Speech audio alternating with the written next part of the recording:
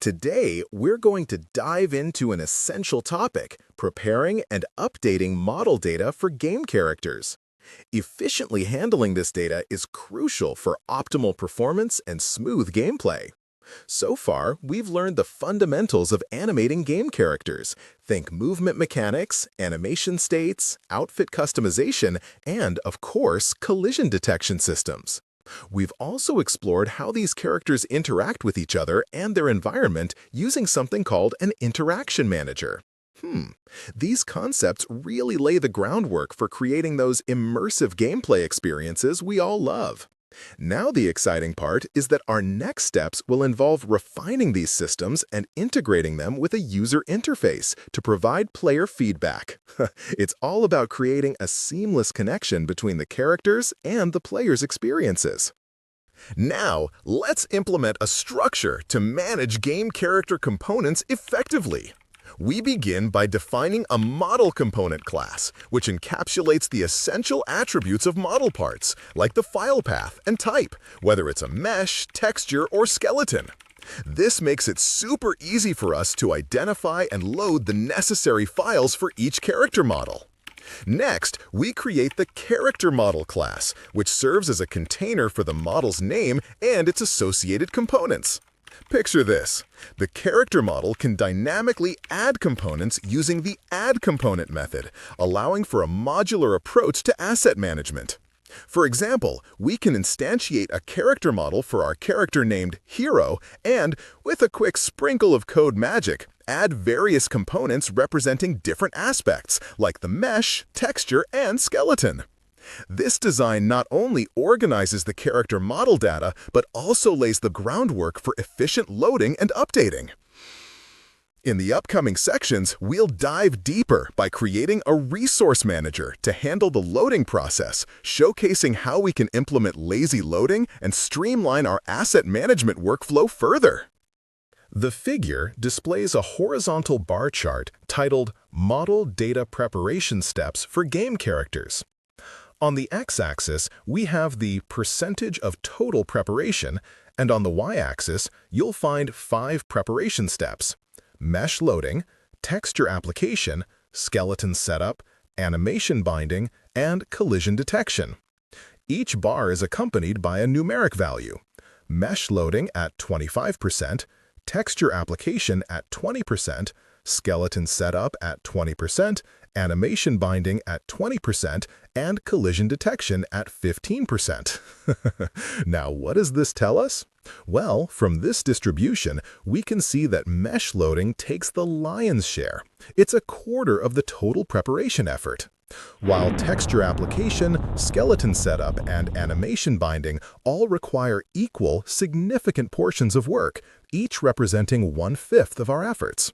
And then there's collision detection, which, although it occupies the smallest slice of the pie, that 15%, is still an important factor in our preparation pipeline. This pattern really highlights the need for some focused optimizations in mesh loading. Think about caching, streaming, or managing level of detail, because making gains here will significantly reduce our overall preparation time. Meanwhile, if we tackle the workflows for textures, skeletons, and animation binding simultaneously, we can smooth out those 3 similar bottlenecks all at once. And don't forget about collision setup. It may come in last, but streamlining it can help us avoid any unexpected runtime costs. Now, let's take a moment to explore how we can implement a resource manager class that will efficiently handle loading character models in our game. This class utilizes an unordered map to store character model instances, which allows us quick access by the model's name. Within this manager, we have the load model method. This is where the magic happens. It takes a model's name along with a list of its components, enabling us to dynamically assemble the character model. As the method goes through the provided components, it calls the add component function, building the model with its associated mesh, texture, and skeleton files. And here's the cool part.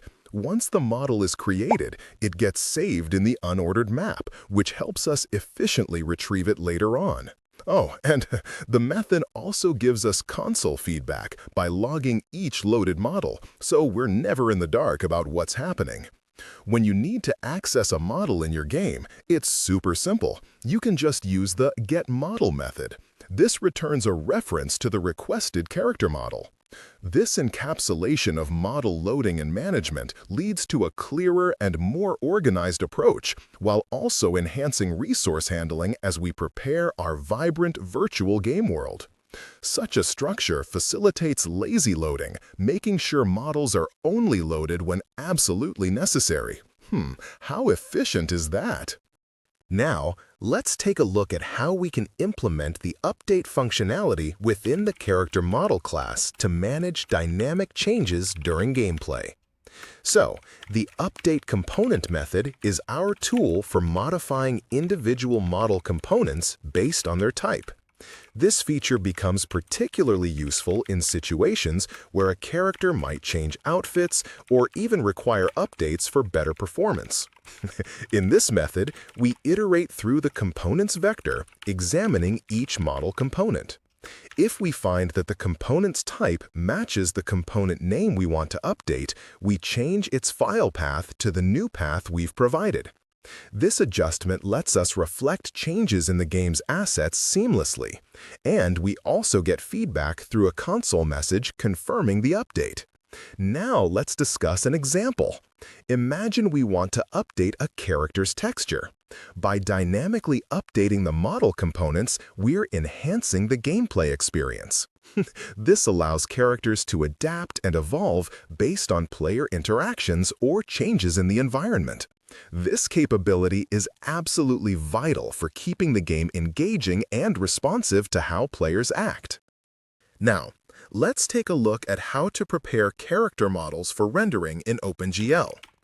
The Prepare for Rendering function plays a crucial role here. It processes the components of a character model, and specifically, it zeroes in on the mesh and texture components. For each of these components, it checks their type to see if it needs to handle mesh data or texture data. When we deal with a mesh, it generates a vertex array object, or VAO, which is essential for storing the vertex attributes of the mesh. And that's where the load mesh function comes in. This function, which we assume is defined elsewhere, is responsible for loading the mesh data into our newly created VAO. Once the mesh is successfully prepared, you'll see a message pop up indicating that the mesh is ready for rendering. Now, for the texture components, a unique texture ID gets generated, and the program binds this texture to ensure it's all set for use. Similarly, the load texture function handles the nitty-gritty of loading the texture data. This structured approach guarantees that all necessary GPU resources are allocated and optimized for rendering, significantly boosting performance during gameplay. Finally, we'll see how to invoke the Prepare for Rendering function with a character model, which makes the entire preparation process seamless and efficient. This structure really sets the foundation for high-performance rendering in game character models. Now, let's take a look at how we can monitor the memory usage of our loaded models within the Resource Manager. To do this, we're going to implement a function called log memory usage. This function begins by initializing a variable to accumulate the total memory usage. Then, it iterates through each model in the Resource Manager, estimating the memory taken by each model's components. Now, this estimation is done with the help of a utility function named model memory size, which, you guessed it, returns the memory size for a given model. By summing these values, we can obtain the total memory usage for all loaded models. At the end of the function, we'll output that total memory usage in bytes, giving us some valuable insight into how much memory our character models are consuming. Having this monitoring tool will really assist us in making informed decisions about asset management, which is crucial for optimizing memory usage and, ultimately, improving the performance of our game. And here's the great part. You can call this function whenever you need to check the current memory status, helping you maintain efficiency as you develop and refine your game character systems. Moving forward, efficient model preparation and updates also involve considering the scalability of your design.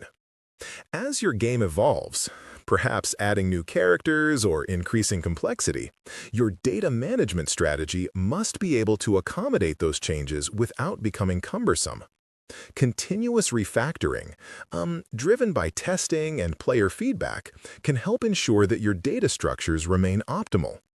Now, implementing design patterns, such as the singleton pattern for your resource manager or the factory pattern for creating model instances, can enhance code maintainability and scalability. Remember that a well-structured project allows for easier debugging and future upgrades.